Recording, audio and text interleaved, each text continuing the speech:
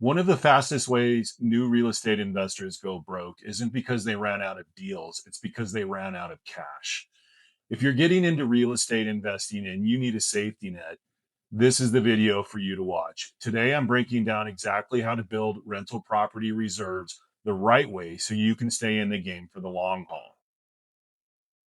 First, we have to draw a line in the sand and distinguish personal reserves versus business reserves. Your personal emergency funds and your property reserves are completely two different things and need to be treated as such. Personal emergency funds cover mainly your life, your mortgage, your rent, your groceries, your bills. Property reserves are strictly for your rental portfolio and individual properties. You need to be thinking about covering vacancies, maintenance issues, expenses that you don't see coming. You need to be prepared for those. And so having to distinguish between personal and property reserves is absolutely crucial. Mixing these two up is the number one mistake I see new investors making when it comes to determining how much reserves they need in the form of cash. If your water heater bursts and you happen to lose your job on the same day, you're in deep trouble. So make sure you keep these in separate accounts and treat them separately and act accordingly with those funds. So, how much cash do you actually need in reserves? For most new investors, the gold standard is somewhere between 3 and 6 months. And I generally recommend having at least 6 months in reserves for all investors. When you're looking at how much you need to put aside, you need to be not only accounting for your mortgage, but for maintenance expenses in the near term and potentially long term. Also, you need to account for potential property management fees. And what does it look like when the property's vacant? Are you going to be making potential upgrades and covering expenses that you may not normally make while that property is occupied? So, another factor to consider here is if you're adverse to risk or you know you're going to be buying an older, quote, fixer upper, I definitely would lean towards that 6 month mark. Remember, it's not about perfection, it's about having enough breathing room in your margins and reserves to survive a bad month going forward. Reserves don't just protect your bank account, they protect your mindset. Without cash, a small repair of $500 or so can feel like a catastrophe. You start making quick decisions like rushing to place a bad tenant to cover the mortgage just because you're rushing and feel like you need to have that property occupied. With reserves, you actually stay in control. You can wait for the right tenant and make logical long term decisions instead that are not based on emotion, but based on reality and preparation. Where do you park your cash then? Your reserve funds need to satisfy these three main criteria.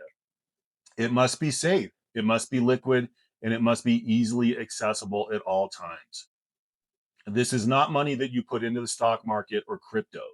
Most pros will keep their reserves in the form of a high yield savings account, like a money market account, or even a high yield savings business or checking account of some kind. Remember, you want this money to earn a little bit of interest, but more importantly, you need to be able to access it when necessary for when emergencies arise. Here's 5 quick rookie mistakes that you need to make sure you avoid when building reserves. By avoiding these 5 traps and sinkholes, you're setting yourself up for success with your portfolio long term. The first trap is the all in trap. Avoid using every cent for your down payment and closing costs. Make sure you have that 3 to 6 month reserve set up after closing on your first purchase. The plastic safety net. Don't consider your credit card a safety net or reserve account. Debt is not a reserve. The underestimator, forgetting to budget for big ticket items like roofs and HVACs and more can sink you as fast as anything in this business. Make sure you have this accounted for. Avoid commingling your reserves. Remember, you need to have personal reserves and business reserves, and they need to be separate at all times. The expansion trap, lastly, reinvesting every dollar into a new deal before the first one is stabilized is a major mistake that I see made way too often with new investors trying to build a portfolio faster than they're financially ready for. Make sure you're ready to move forward and have the reserves before doing so. Lastly, remember that if you want to build a real estate empire, the winners are not the ones who grow the fastest. They're the ones who stay in the game the longest and are prepared for whatever may come their way. Reserves are king, and make sure those reserves are well accounted for, saved in the right place, and liquid and available when you need them most. If you feel like this video has helped you in any way, make sure you hit subscribe to my channel and follow me going forward as I break down more strategies for first time rental investors.